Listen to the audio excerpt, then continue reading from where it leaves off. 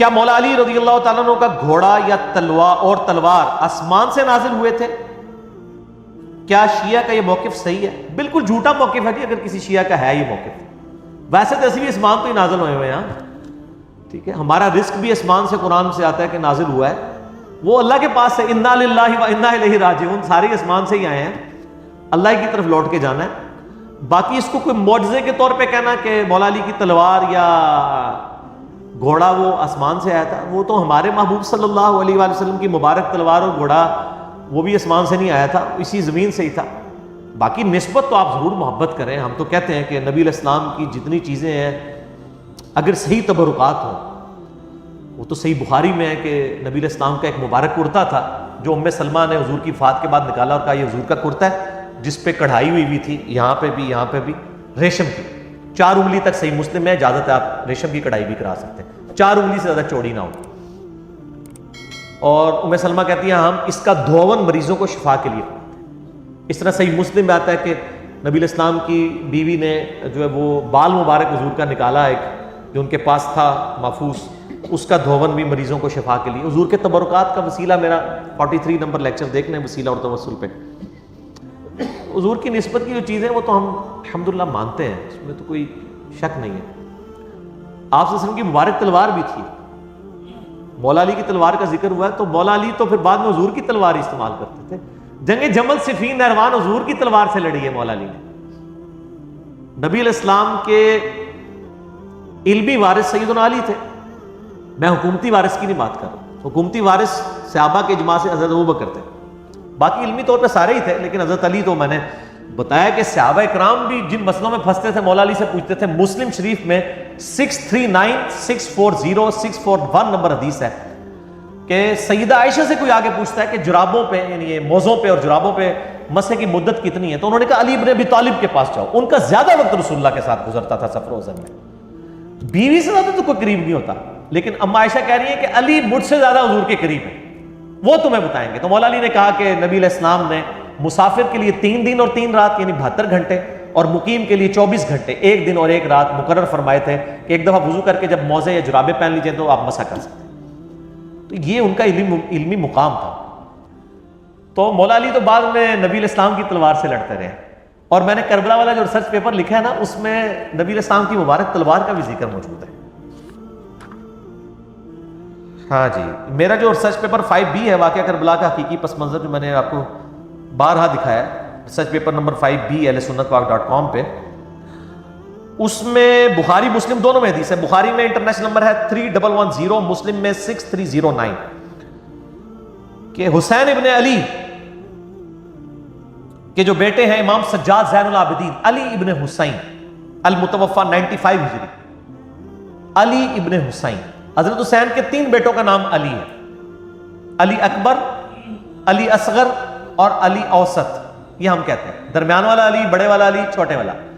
بڑے والے علی کو تو سارے علی اکبر کہتے ہیں، چھوٹے والے کو علی اصغر کہتے ہیں، وہ درمیان والا جو ہے نا وہ امام زین العابدین ہے، علی اوسط، علی ابن حسین بن علی علیہم السلام۔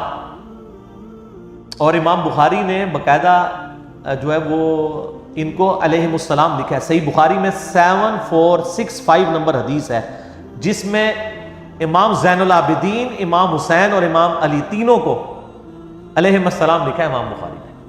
خیر علیہ السلام پہ میرا کلپ یوٹیوب پہ دیکھ لیں، بخاری میں 3110، مسلم میں 6309۔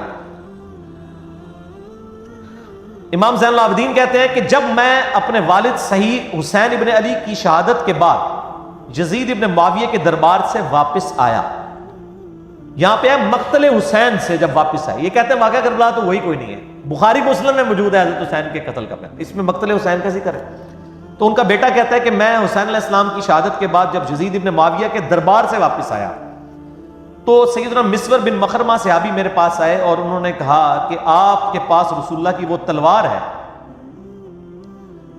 جو سیدنا علی کو ملی، پھر حضرت حسن کو ملی، پھر حضرت حسین کو ملی، حسین علیہ السلام کی شہادت کے بعد حضرت حسین ابن علی امام سجاد کے پاس، وہ تلوار آپ مجھے عنایت فرما دیں کیونکہ مجھے ڈر ہے کہ یہ قوم آپ سے چھین نہ لے۔ اور قوم کون؟ بریلوی دیوبندی اہل حدیث، آل امیہ، وہ آپ سے چھین نہ لے۔ اس تلوار کو کہیں آپ سے چھین نہ لے، جب تک میری جان میں جان ہے اللہ کی قسم میں اس کی حفاظت کرتا رہوں۔ تو مسور بن مخرمہ صحابی نے مانگ لی تھی وہ تلوار، لیکن وہ زین العابدین نے نہیں دی ہے۔ نبی علیہ السلام کی مبارک تلوار اس وقت بھی آپ جو توپ کاپی میوزیم ہے نا ٹرکی میں، اس کے اندر موجود ہے الحمدللہ۔ تو یہ کوئی آسمان سے نہیں نازل ہوئی، یہ اسی زمین میں ہی سارے معاملات ہیں۔ آپ کے بقول سیدنا عمر رضی اللہ تعالیٰ عنہ نے سیدنا علی کو 6 رکنی کمیٹی میں داخل کیا، جس کے ذریعے خلیفہ ثالث کو چنا گیا، جبکہ اہل تشیع اس معاملے میں سیدنا عمر کے اس اقدام کو بدنیتی قرار دیتے ہیں، نعوذ باللہ۔ ان کے مطابق مولا علی کو ڈائریکٹ ہی نامزد کر دینا چاہیے تھا۔ میرے بھائی یہ بدنیتی قطعاً نہیں تھی۔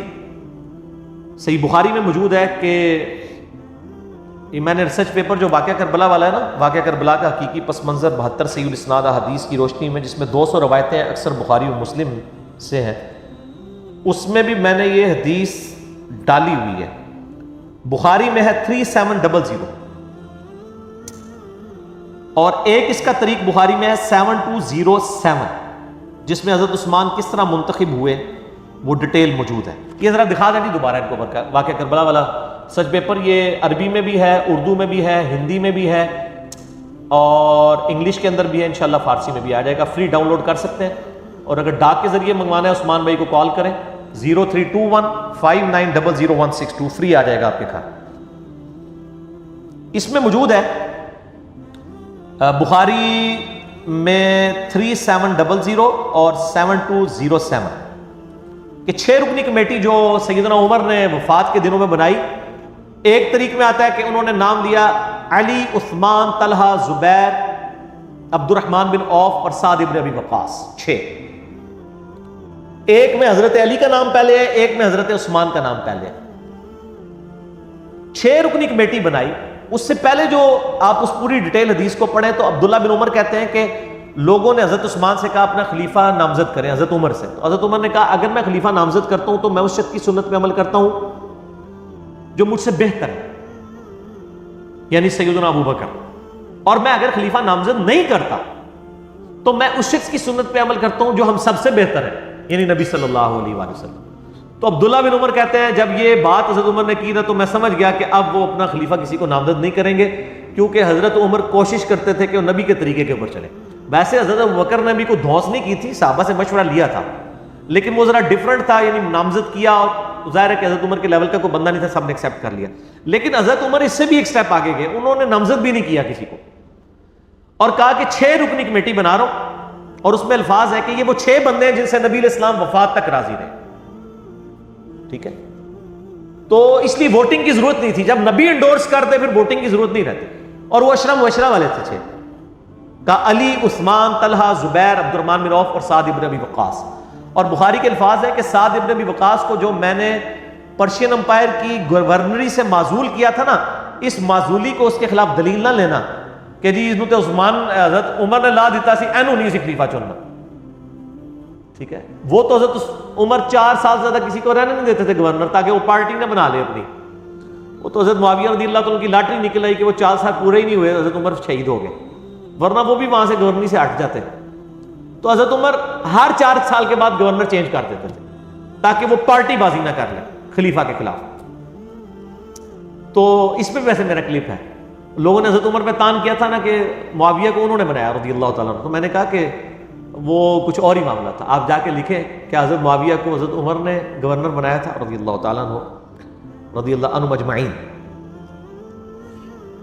تو ابن عمر کہتے ہیں کہ میں نے سمجھ لیا کہ نبی الاسلام کا طریقہ اڈاپٹ کریں گے، اور وہی ہوا، انہوں نے 6 رکنی کمیٹی۔ اس کے بعد اپنے بیٹے عبداللہ بن عمر کو کہا کہ اما عائشہ کے پاس جاؤ، ان سے کہنا کہ عمر بن خطاب عرض کرتا ہے، امیر المومنین نہ کہنا، I am no more امیر المومنین، کہیں میرے اس امیر کے حکم با اولی الامر منکم کے تحت، یعنی اس کو حکم نہ امیر المومنین کا مان کے اما عائشہ مجبور ہو جائے، ان سے کہو کہ عمر اپنے 2 ساتھیوں کے ساتھ دفن ہونا چاہتا ہے۔ اما عائشہ نے کہا رضی اللہ تعالیٰ عنہ میں نے یہ جگہ اپنے لیے رکھی تھی، لیکن آج عمر کو میں اپنے پہ ترجیح دوں گی۔ تو پھر وہ ساتھ دفن کیے گئے۔ ایک کنڈی کھلنے والا واقعہ جھوٹا جے، یہ حضرت ابوبکر نے کہا میری یہ رکھ دینا، میں وہ کنڈی کھل جائے گی، تو جھوٹ ہے۔ ورنہ تو سیدہ عائشہ کو بھی حضرت عمر کہتے ہیں کہ میں آ رہا ہوں، اگر کنڈی کھل گئی تو مجھے دفنا دینا. بخاری میں موجود ہے، کوئی کنڈی نہیں کھلی. میرا اس کے اوپر بھی کلپ ہے کہ قبر رسول سے آواز حضرت ابو بکر کے لیے. جھوٹ ہے بالکل.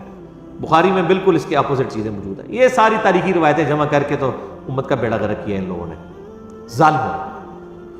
تو سیدنا عمر فاروق رضی اللہ تعالیٰ عنہ نے 6 رکنی کمیٹی بنائی. وہ کوئی بدنیت نہیں تھے. بیسیکلی حضرت عمر چاہتے تھے کہ مسلمان کنسنسس کے ساتھ اس 6 رکنی کمیٹی میں سے کسی کو چن لیں. باقی میں آپ کو بتاؤں، حضرت عمر نے خواب بھی دیکھا تھا، وہ بھی میں نے اس ریسرچ پیپر میں ڈالا ہوا ہے. وہ حدیث ہے صحیح مسلم میں 1258. حضرت عمر کہتے ہیں میں نے خواب دیکھا ہے کہ آج ایک مرغے نے خواب میں مجھے ٹھونگے ماری ہیں، اور میں نے اس کی تعبیر یہی کی ہے کہ مجھے قتل کر دیا جائے گا، اور اگر میں قتل ہو جاؤں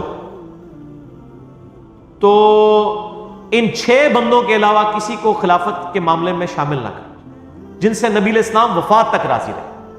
یعنی ان کی نسبت نبی کی نسبت ہی تھی. اس کا مطلب ہے کچھ ایسے بھی تھے جن سے حضور وفات کے وقت ناراض تھے. اور پھر اس میں حضرت عمر کے بڑے سخت الفاظ ہیں.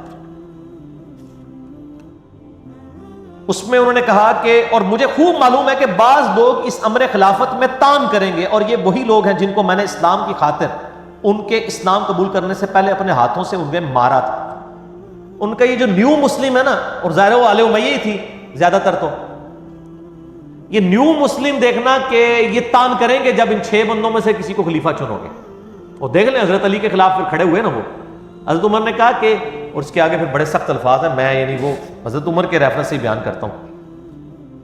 حضرت عمر کہتے ہیں میں نے ان کو اپنے ہاتھوں سے مارا کیا ہوا ہے اور فتح مکہ پہ معافی مانگ کے مسلمان ہوئے. پس اگر یہ لوگ ایسا کریں یعنی خلافت میں تان کریں تو جان لینا کہ وہ اللہ کے دشمن، کافر اور گمراہ ہیں. اتنا ڈاڈا فتویٰ. باقی میں ڈیٹیل دیکھ لیں خلافت راشدہ کے 30 سال. مسئلہ 162A اور B. 162A نہج البلاغہ شیعہ کی کتاب سے، اور 162B جو ہے وہ اہل سنت کی کتابوں سے میں نے 30 سال خلافت راشدہ الحمدللہ ثابت کی ہے. تو حضرت عمر کوئی بد نیت نہیں تھی. اور میں آپ کو بتاتا ہوں رومن اور پرشین امپائر جب گری تو ظاہر حضرت عمر وہاں کے دوروں کے لیے گئے، انٹرنیشنل دوروں کے اوپر. حضرت علی کو اپنی جگہ خلیفہ بنا کے گئے. اس دوران اگر خدا نہ خواستہ سیدنا عمر شہید ہو جاتے، حضرت علی آٹومیٹکلی خلیفہ بن جاتے. کیونکہ بخاری مسلم میں ہے کہ جب غزوہ تبوک پہ نبی علیہ السلام گئے تھے اپنا خلیفہ حضرت علی کو چھوڑ کے گئے تھے. حضرت علی رو پڑے. یہ پہلا اور آخری موقع تھا کہ حضرت علی کسی جنگ میں ساتھ چھوڑتے نہیں تھے حضور کا. یہاں پہ حضور صلی اللہ علیہ وسلم نے بھی ان کی دل جوئی کی. فرمایا علی تو اس سے راضی نہیں ہے کہ تیرے میرے ساتھ وہی نسبت ہے جو ہارون کی موسیٰ کے ساتھ، مگر میرے بعد کوئی نبی نہیں. بہت بڑی دلیل ہے سیدنا علی کی شان کے اوپر. یعنی نبی صلی اللہ علیہ وسلم کی سب سے زیادہ قریبی آپ کے لیے سپورٹیو شخصیت حضرت علی کی تھی، کیونکہ حضرت موسیٰ کے لیے سب سے زیادہ سپورٹیو کون سی تھی؟ ہارون علیہ السلام. یہ تسلی تھی. تو اسی سنت پہ عمل کرتے ہوئے حضرت عمر بھی جب فارن ٹورز پہ جاتے تھے حضرت علی کو اپنا خلیفہ بنا کے مدینے میں جاتے تھے. چیف جسٹس تو پہلے ہی بنایا ہوا تھا، اور آپ کو پتا چیف جسٹس کا عہدہ تو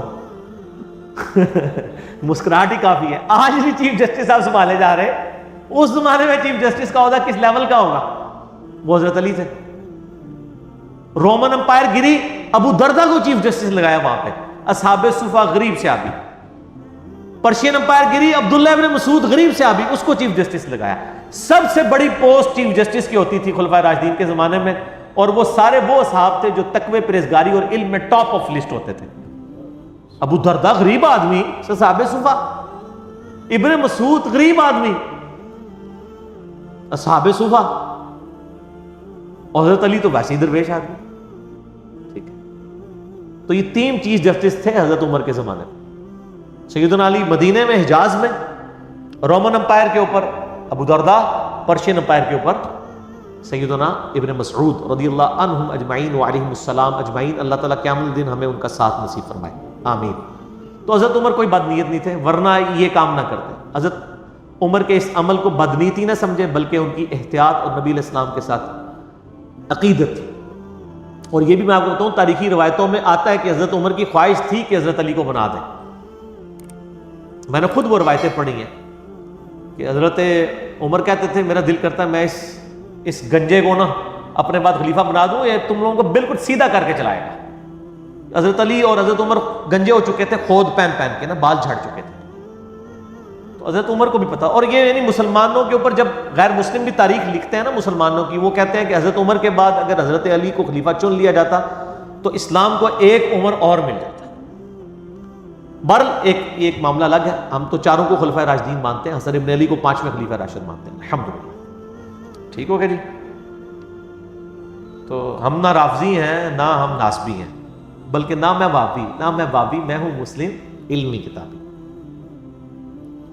یہ اگلا سوال ہے، اس کے بعد انشاءاللہ سموسوں کا وقفہ کرتے ہیں. صحیح بخاری میں حدیث ہے 7465، اس کی آپ شرح کیا کریں گے؟ ناسبی حضرات اسے بہت اچھالتے ہیں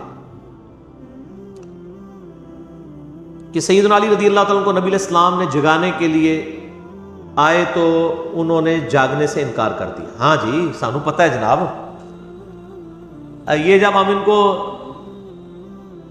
یعنی آل امیہ کی کارستانیاں سناتے ہیں نا تو وہ کہتے ہیں دیکھیں جی حضرت علی نے بھی تو یہ کیا تھا. بھئی حضرت علی نے تو صحیح بخاری میں آتا ہے کہ محمد رسول اللہ مٹانے سے انکار کر دیا تھا. تو یہ حضرت علی کے کوئی عیب کے طور پہ بیان ہوگا؟ ان کی محبت کا تقاضا تھا. نبی علیہ السلام نے بھی اس کو عیب نہیں شمار کیا. ٹھیک ہو گیا جی؟ وہ تو انہوں نے اپنی محبت کا اظہار کیا کہ مٹانے سے انکار کر دیا. محمد رسول اللہ کی بجائے محمد ابن عبداللہ لکھوانا چاہتا تھا، سہیل ابن عمرو، صلح حدیبیہ کے موقع میں بخاری میں آتا ہے.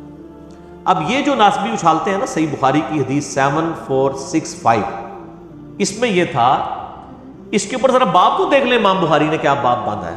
امام بخاری تو حضرت علی کے اس جواب سے رزلٹ نکال رہے ہیں مسئلہ تقدیر کا، قدریہ کے خلاف جو تقدیر کے منکر ہیں، کہ حضرت علی کا یہ جملہ اس چیز کو جسٹیفائی کرتا ہے کہ تقدیر غالب ہے. انہوں نے حضرت علی کے نیگیٹو پوائنٹ کے طور پہ تو اسے پیش نہیں کیا، اس سے تو دین کا مسئلہ نکالا ہے. 7465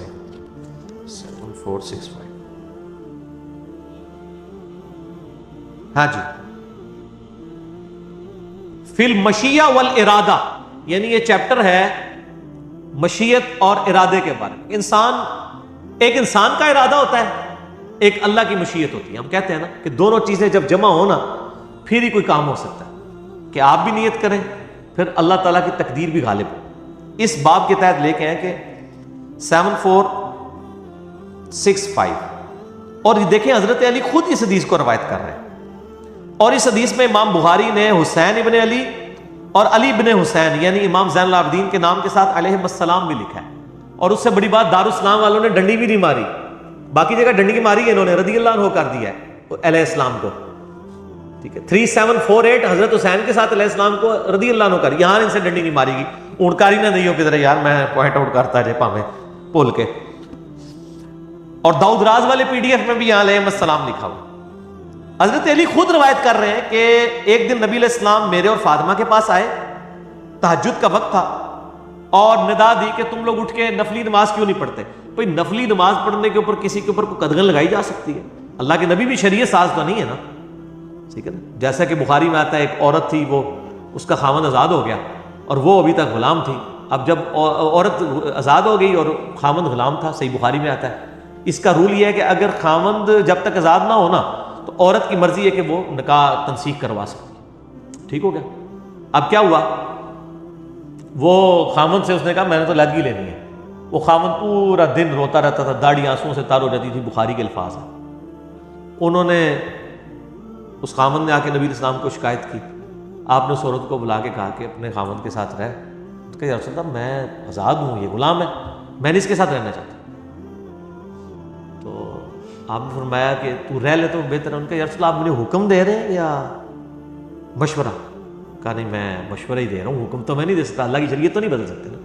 تو ان کا میں نہیں مانتی. آج یہ باتیں کریں تو کہتے ہیں گستاخ ہو گئے. کسی نے گستاخ نہیں کہا. تو نبی شریعت ساز نہیں ہوتا، نبی شریعت پہنچانے والا ہوتا ہے.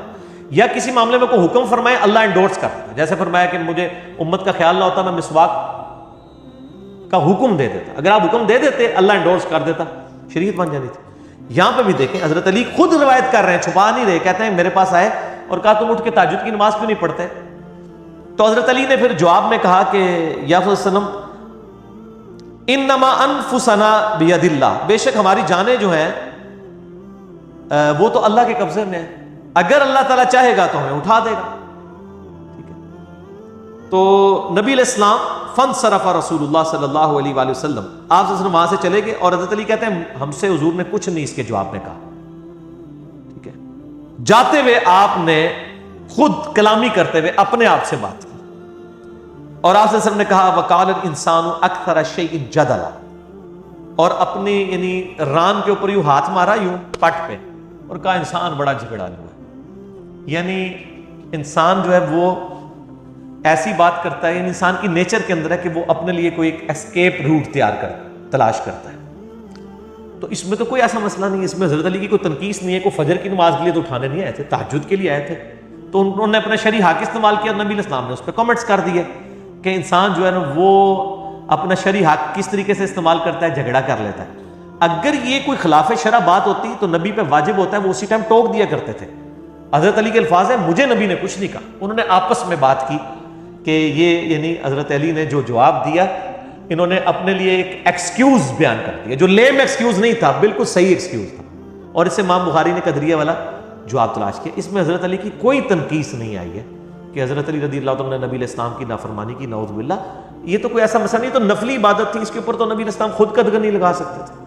ٹھیک ہے، اور جہاں قدغن لگانی ہوتی تھی وہاں پر سخت الفاظ میں ہوتی تھی، جیسا کہ بخاری مسلم میں آتا ہے کہ نبی علیہ السلام کو پتہ چلا کہ ابو جہل کی بیٹی کے ساتھ حضرت علی نکاح کرنے لگے ہیں، تو آپ نے فرمایا کہ اللہ کی نبی کی بیٹی اور دشمن کی بیٹی ایک جگہ جمع نہیں ہو سکتی. حالانکہ حضرت علی کہہ سکتے تھے یا رسول اللہ صلی اللہ علیہ وسلم اللہ نے 4 شادیوں کی اجازت دی ہوئی ہے، لیکن ان کو پتا تھا نہیں میرا عام سٹیٹس نہیں ہے، میں داماد رسول ہوں اور آل رسول مجھ سے چلنی ہے. اور پھر آپ نے فرمایا کہ علی جس نے فاطمہ کو تکلیف دی، فاطمہ میرے جگر کا ٹکڑا ہے، جس نے اسے تکلیف دی اس نے مجھے تکلیف دی. ٹھیک ہے نا جی. تو حالانکہ اب یہ معاملہ شریعت میں ایک مخصوص حکم حضرت علی کے لیے آ گیا کہ حضرت فاطمہ کی زندگی میں ان کو دوسری شادی کی اجازت نہیں تھی، حضور خود کی ہیں، باقی صحابہ نے کی، حضرت علی کو اجازت نہیں تھی. اب یہ ضرورت آپ صلی اللہ علیہ وآلہ وسلم نے یہ حکم فرما دیا نا تو بس ٹھیک ہے، یہاں پہ کوئی حکم نہیں فرمایا، لہٰذا یہ حضرت علی کی تنقیص پہ پیش کرنا بالکل جو ہے وہ جرم ہے. ایک اور سوال بھی ہے، اس کو کور کر لیتے ہیں، باقی انشاءاللہ پھر ہم بعد میں کریں گے وقفے کے بعد. بعض ناسبی اہل حدیث، یعنی اہل حدیث کے اندر جو ناسبی ہیں، ان کا کہنے کا مطلب یہ ہے، اہل حدیث کو نہیں کہہ رہے، صحیح مسلم میں 4577 نمبر حدیث پیش کرتے ہیں کہ عباس بن عبد المطلب نے سیدنا علی رضی اللہ تعالیٰ عنہ کو گالیاں دی، اور اس سے وہ آل امیہ کا سیدنا علی پر ممبروں پر سب و شتم کرنے کا دفاع کرتے ہیں. واہ، ہم تو کہتے ہیں انہوں نے بھی گالیاں دی تو غلط کیا، اور آل امیہ نے بھی کیا غلط کیا، دفاع کیوں کرتے ہیں؟ اسے چنگی عقل ماری ہوئی ہے. صحیح بخاری مسلم کی حدیث ہے میری بیٹی فاطمہ بھی چوری کرے اس کے بھی ہاتھ کٹیں گے. تو بھائی عباس ابن عبد المطلب نے اگر حضرت علی کو گالیاں دی تو انہوں نے بھی غلط کیا، اور بعد میں اگر حضرت معاویہ رضی اللہ عنہ کے دور میں اور آل امیہ کے دور میں جو بخاری مسلم سے میں نے کئی احادیث جو ہے واقعہ کرنا والے ریسرچ پیپر میں لکھی، ممبروں پہ حضرت علی پہ سب و شتم ہوا تو وہ بھی غلط ہے. نبی علیہ السلام نے تو یہ کرائٹیریا دیا ہے، غلط کرے کوئی بھی وہ غلط ہے، تو دفاع تو ہوتا نہیں ہے. باقی وہ اس سے یہ لیتے ہیں کہ جی آل امیہ نے بدعت نہیں ایجاد کی حضرت علی کو برا کہنے کی، یہ عباس نے بدعت نعوذ باللہ ایجاد کی. آپ دیکھیں لوگ یہ سمجھتے ہیں لوگ گھاس کھاتے ہیں، یہ ایک واقعہ تھا، ایک واقعہ. کیا عباس ابن عبد المطلب روزانہ ممبر پہ چڑھتے تھے اور حضرت علی کو کہتے تھے کہ تو بڑا دغا باز ہے، تو بڑا گناہ گار ہے، تو بڑا فراڈی ہے، نعوذ باللہ؟ وہ ایک واقعہ تھا. اور کون ہے حضرت عباس؟ کون ہے آپ کو پتہ ہے؟ حضرت علی کے چچا ہیں. اور صحیح مسلم میں آپ نے یہ حدیث پیش کی، میں مسلم سے ہی آپ کو جواب دیتا ہوں، مسلم میں حدیث ہے 2277، مشکات میں بھی زکات والے چیپٹر میں مل جائے گی. حضرت عباس کی زکات کا جب معاملہ آیا تو نبی علیہ السلام نے حضرت عمر کو کہا کہ عباس کی زکات میں دوں گا. عمر تجھے نہیں پتا چچا باپ کی مثل ہوتا ہے، چچا باپ کی مثل ہوتا ہے. تو حضرت عباس حضرت علی کے کیا لگے؟ باپ. او باپ، میرا باپ بھی مجھے ابھی تک اتنی بڑی عمر میں گالیاں نکال لیتا ہے، اور آپ لوگ ماشاءاللہ گواہ بھی ہیں اس کے اوپر. ٹھیک ہے نا، وہ غصے میں مطلب باپ اور بیٹے کا تو رشتہ ہی کچھ اور ہوتا ہے. ٹھیک ہو گیا جی. تو اس طرح کی بات نہیں کرنی چاہیے. یعنی حضرت عباس نے اگر حضرت علی کو کہہ دیا تو ایک واقعہ تھا نا، ہو گیا، ختم ہو گیا. یہ تو نہیں تھا کہ ہر جمعے میں ہر عید کے خطبے میں علی پر لعنت، علی سے محبت کرنے والوں پہ لعنت، نعوذ باللہ من ذالک.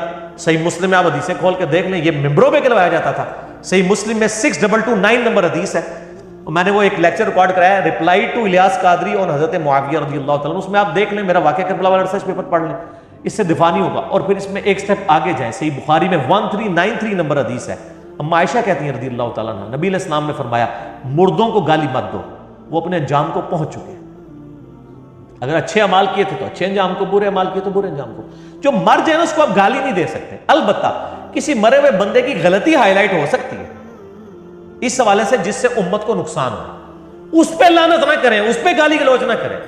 میں تو، آپ نے کبھی مجھے دیکھا ہے کہ میں نے امام رضا بریلوی، اشرف تھانوی، رشید احمد گنگوہی، امام ابن تیمیہ، اتنے بڑے بڑے لوگوں کی میں نے ہمیشہ غلطیاں ہائی لائٹ کی ہیں اور ہمیشہ کہا ہے کہ امام رضا بریلوی صاحب لکھتے ہیں، فرماتے ہیں، میں نے کبھی ان کی ذات کو ٹارگٹ کر کے کبھی ان پہ لعنت نہیں کی، ان کی علمی غلطی ہائی لائٹ کرتے ہیں۔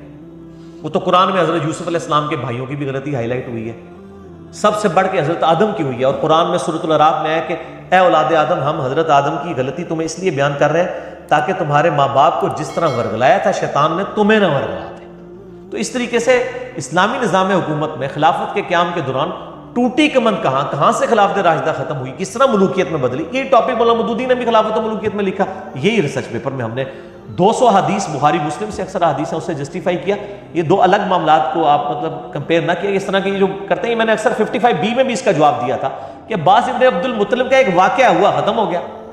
تو یہ کہنا کہ بنو عباس نے یہ بدعت ایجاد کی، بدعت ممبروں پر وفات کے بعد کرنے والا معاملہ ہے، یہ تو ایک واقعہ ہے، یہ واقعہ ان دو چیزوں کو زمین و آسمان کا مطلب آپ ملا رہے ہیں، آپ سمجھیں لوگ گھاس کھاتے ہیں اور لوگ آپ کی بات کو مان لیں گے۔ آپ میرے بھائی اپنے گدھوں کو بے شک لکیریں پھیر کے زیوریں بنا کے آپ لوگوں کے سامنے پیش کریں، لوگ پہچان لیں گے، کیونکہ جب گدھا بولے گا تو پتہ چلے گا او یہ گدھا ہے، تو لوگوں کو پتہ چل جائے گا اچھا یہ ناسبی بول رہا ہے، یہ اہل حدیث نہیں ہے، یہ ناسبی ہے، جب حضرت علی کا بغض نظر آ رہا ہوگا۔ تو نہ ہم رافضی ہیں نہ ہم ناسبی ہیں، کیوں؟